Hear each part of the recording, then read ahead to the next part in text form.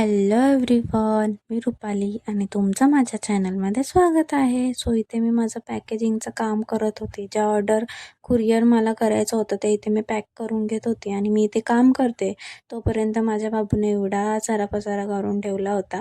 आणि तुम्ही जर एक आई असाल ना तर तुम्हाला समजेल की जेव्हा आपलं बाळ पसारा काढतं ना तेव्हा एवढं जास्त फ्रस्ट्रेट व्हायला होतं ना, की म्हणजे असं होतं की आता मी काय करू आणि काय नको.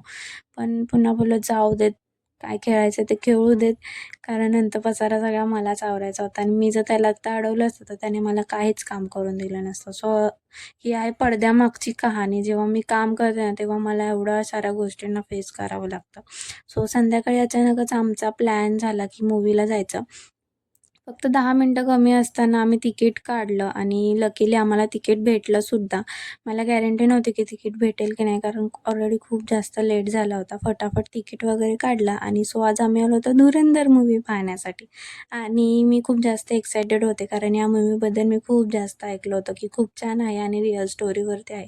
सो मला अशा रिअल स्टोरीज पाहायला खूप जास्त आवडतात आणि खरंच ही मूव्ही एवढी सुंदर आहे ना, म्हणजे ह्यामध्ये रणवीर सिंगने जे काम केलेलं आहे ते खरंच खूप कौतुकास्पद आहे.